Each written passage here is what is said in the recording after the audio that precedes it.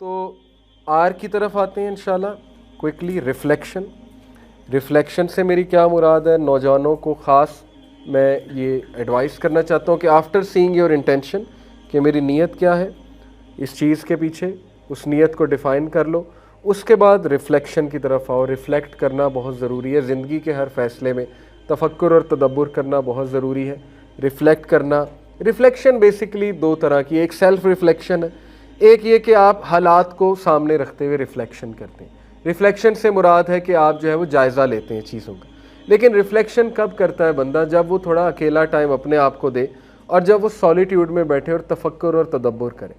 تو آج کی جو ریس ہے، جو دوڑ لگی ہوئی ہے، جس کلچر سویلائزیشن کا ہم حصہ ہے، وہ ریفلیکٹ نہیں ہمیں کرائے گی کیونکہ اس میں ڈسٹریکشنز بہت ہیں.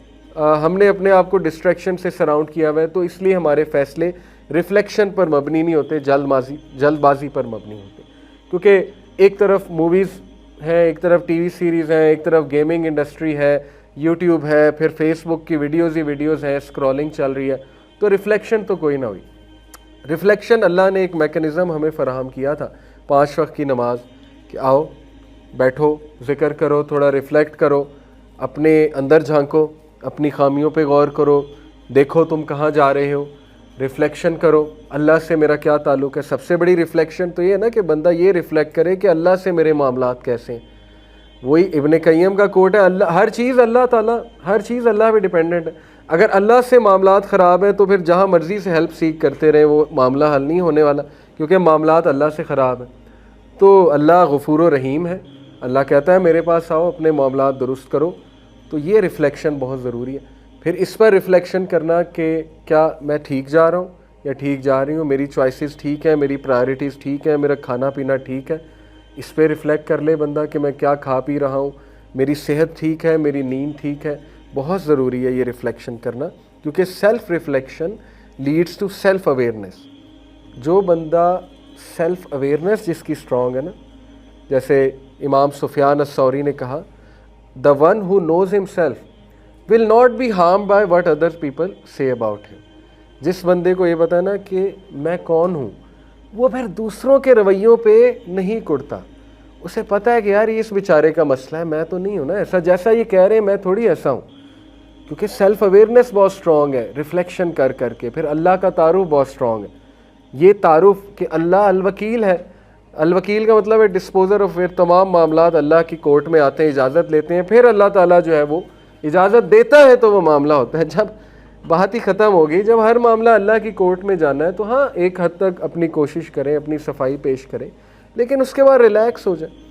یہ چیزیں ریفلیکشن سے آتی ہیں. اسی لیے ریفلیکشن عبادت ہے. جو تدبر اور تفکر ہے وہ عبادت کا ایک بہت بڑا حصہ ہے. اور اسلامک سسٹم میں تفکر اور تدبر کی بڑی اہمیت ہے. تفکر اور تدبر میں ان شارٹ آپ کو بتاتا ہوں. تدبر جو ہے اس کا روٹ ورڈ جو ہے، میں آپ کو اس کا روٹ ورڈ بتاتا ہوں، اس سے آپ کو جو ہے بات سمجھ آئے گی. اور دوسرا یہ کہ اللہ سبحانہ وتعالیٰ نے قرآن مجید میں اس کو بہت انکریج کیا. دیکھیں اللہ نے کہا نا کہ وَيَتَفَكَّرُونَ فِي خَلْقِ السَّمَاوَاتِ وَالْأَرْضِ، کہ اللہ نے ان لوگوں کی نشانیاں بتائیں جو عقل مند لوگ ہیں کہ وہ تفکر کرتے ہیں کائنات کی تخلیق میں. اور اس تفکر کے نتیجے میں وہ کیا کرتے ہیں؟ ربنا ما خلقت ھذا باطلا، کنکلوژن پہ پہنچتے ہیں. تفکر کب ہوتا ہے؟ جب آپ نے ایک کنکلوژن پہ پہنچنا ہو. کیپنگ ان مائنڈ فیکٹس، اس کو کہتے ہیں تفکر. قرآن نے سارے فیکٹس بتا دیے، اب ان کو فیکٹس کو سامنے رکھیں اور ان پہ تفکر کریں. اس سے وزڈم آتا ہے، پرسپیکٹیو بلڈ ہوتا ہے، انسان کی پرسنالٹی اسٹرانگ بنتی ہے. اللہ نے فیکٹ بتا دیا، لا یکلف اللہ نفسا الا وسعہا، تجھ پر بوجھ نہیں ڈالوں گا سوائے تیری سکت کے. تو اس پر اب تفکر کریں، بیٹھ کے سوچیں اس کا کیا مطلب ہے. سوچیں آپ اس سچویشن میں کیوں ہیں. سوچیں کیا پتہ آپ کے اندر سکت ہو اس سچویشن سے مقابلہ کرنے کی. ہو سکتا ہے شیطان آپ کو یہ بتا رہا ہو کہ نہیں تو فیل ہے، تو فیلئر ہے، ول پاور ہی توڑ دی شیطان نے، تو وہ پھر ایک الگ معاملہ ہے. تو تفکر کریں بیٹھ کے کہ یہ آیا کیوں ہے، یہ پرابلم میرے پہ آئی کیوں، اس پہ تفکر کریں نا. اور اس سے میں نے سیکھنا کیا ہے، لیسنز لرنڈ کیا ہے اس پرابلم سے، تاکہ آئندہ میں محتاط رہوں. اس کو تفکر کہتے ہیں. فیکٹ سامنے رکھیں. حل جزاء الاحسان الا الاحسان، یہ ایک فیکٹ ہے. کیا احسان کا بدلہ احسان نہیں ہے؟ اللہ کہہ رہا ہے احسان ہی ہے. سورہ رحمان کیا ہے، اس پہ اب تفکر کریں کہ بھائی احسان ہے تو میرے ساتھ کیوں نہیں ہوا. تفکر کریں گے تو کوئی آنسر پا جائیں گے. ہو سکتا ہے نیت خالص نہیں تھی احسان کرنے کی, نیت ہی کچھ اور تھی, اس لیے احسان ریٹرن میں نہیں آیا, سیدھی سی بات. ورنہ اللہ تو کہہ رہا ہے احسان کا بدلہ احسان کے علاوہ کچھ بھی نہیں ہے, گڈ کا بدلہ گڈ ہے. ہاں ادھر نہیں ملے تو ہو سکتا ہے آخرت میں اللہ نے وہ ریوارڈ رکھا ہو. تو فیکٹس کو سامنے رکھیں, قرآنک فیکٹس کو, اور ان پر غور و فکر کریں. تدبر جو ہے اس کا تعلق کس سے؟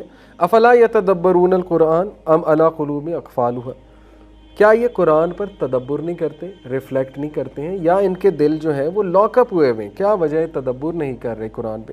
تدبر جو ہے اس کا روٹ ورڈ ہے الدبر, اور الدبر کا مطلب ہوتا ہے the end of something, کسی چیز کا اینڈ. تدبر of an affair is the consideration of consequences of an affair and where it will lead to.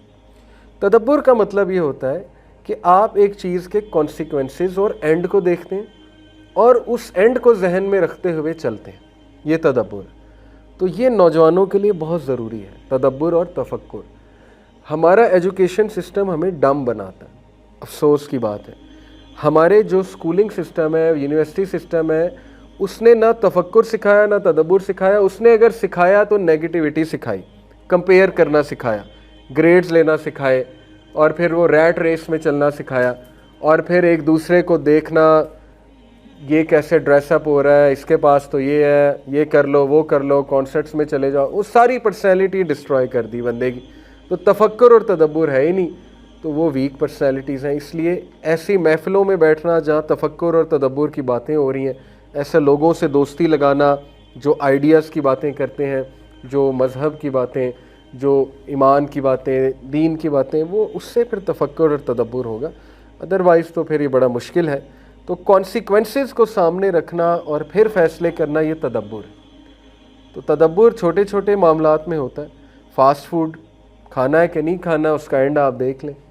Obesity, sugar high, cholesterol high, اس کا اینڈ تو یہ ہے. تو کتنا کھانا ہے یہ اب آپ خود ڈیسائیڈ کر لیں, ٹھیک ہے نا. کوکا کولا پینی ہے کہ نہیں پینی, اس کا اینڈ آپ دیکھ لیں. 14 چمچ کے ہوتے ہیں ایک شوگر کے. کوکا کولا میں 56 گرام آف شوگر ہے, 56 گرام کا مطلب ہے 14 چمچے شوگر کے. تو وہ کتنی پینی ہے, کب پینی ہے, یہ فیصلہ آپ کا. چھوٹی چھوٹی چیزوں میں تدبر ہے. پھر بڑے فیصلوں میں بہت تدبر ہے. ایک بندے سے تعلق قائم کرنا ہے تو اس کا اینڈ دیکھ لیں, نیت دیکھ لیں اس تعلق کے پیچھے, نیت کیا ہے, اس کا اینڈ کیا ہے, وہ مجھے لے جائے گا کہاں پہ, وغیرہ وغیرہ. فیصلے آسان ہو جائیں گے. تو یہ ضروری ہے ریفلیکٹ کرنا, اور اپنے آپ سے ریفلیکٹیو کویسچنز پوچھنا, اور ریفلیکٹیو کنورسیشنز کرنا. اپنے بچوں کو اگر آپ نے وائز بنانا ہے تو ان سے ریفلیکٹیو کویسچنز کیا کریں, بہت ضروری ہے. بیٹھ کر ذرا پوچھا کریں کیا سمجھ لگی, ڈاکیومنٹری دیکھی تو پوچھا کیا سمجھ لگی, کیا سیکھا آپ نے. تو وہ آپ سے کویسچننگ کریں گے, کوئی بات چیت ہوگی, تو وہ ریفلیکٹیو کویسچن, آپ ان سے ریفلیکٹیو کویسچنز پوچھیں. ریفلیکٹیو کویسچن سرچ کریں کیسے ہوتے ہیں, کیا ہوتے ہیں, جو ریفلیکشن کرانے پہ مجبور کریں انسان کو, ٹھیک ہے. جیسے تم لیٹ ہو گئے, یہ ایک سوال ہے, عام سا سوال, تم لیٹ ہو گئے, یہ عام سوال ہے. تم لیٹ کیوں ہوئے, یہ ریفلیکٹیو کویسچن ہے. سمجھ آ رہی؟ اس طرح کے سوالات جس میں بندہ کچھ ریفلیکٹ کرے کہ میں لیٹ کیوں ہوا. عام سے مثال دی ہے, ضروری نہیں ہر بات پہ یہی اس طرح کے الفاظ ہم ادا کریں, لیکن جتنا آپ ریفلیکٹیو کنورسیشنز کریں گے اتنا اچھا ہے آپ کے لیے, آپ کی فیملی کے لیے. تو کنٹمپلیشن کو عبادت اسی لیے قرار دیا گیا کیونکہ یہ ایک سلف کا کوٹ میں آپ کو سنا دیتا ہوں کہ کنٹمپلیٹنگ, ابو الدرداز کہتے ہیں, contemplating for an hour is better than praying a complete night. تدبر کرنا 1 گھنٹے کے لیے یہ پوری رات کی عبادت سے بہتر ہے. کس چیز پہ تدبر کرنا؟ اللہ کو پانے کے لیے, یا تخلیق پر تدبر کرنا اچھی نیت کے ساتھ. اور اسی لیے بشر الحافی ایک سلف, انہوں نے کہا if people thought about the greatness of اللہ, اگر لوگ اللہ کی گریٹنس پہ تدبر کر لیں اور تفکر کر لیں, they would not disobey, وہ اللہ کو ڈس اوبے نہیں کریں. بات پھر وہی ہے, اللہ کو جانیں, اللہ کو پہچانیں, اسی سے جو ہے وہ اسٹرینتھ ملے گی. تو تدبر بہت ضروری ہے. گیمنگ کرنی ہے کریں, 10 گھنٹے کرنی ہے کریں, لیکن تدبر کرتے اس کا اینڈ دیکھ لیں کیا ہے, اس کا کانسیکوینس دیکھ لیں کیا ہے. اس کا کانسیکوینس یہ ہے کہ آپ کی پڑھائی افیکٹ ہوگی, اس کا کانسیکوینس یہ ہے کہ آپ انتہائی نالائق اور انتہائی سست بن جائیں گے. سیدھی سی بات ہے. میرا سب سے زیادہ ان پروڈکٹیو ٹائم وہ ہے جب میں گیمنگ کرتا تھا. نالائکی والا اور انتہائی سستی والا, انسان سست بن جاتا ہے. مزہ بہت آتا ہے نو ڈاؤٹ, لیکن سستی والا وہ ٹائم ہے. اوکے, تو کانسیکوینس آپ کے سامنے ہے, اب آپ دیکھ لیں آپ نے کرنا ہے کہ نہیں کرنا ہے. تو عقل مندانہ فیصلے انسان کو اپنی زندگی میں کرنے چاہیے. تو ریفلیکشن بہت ضروری ہے.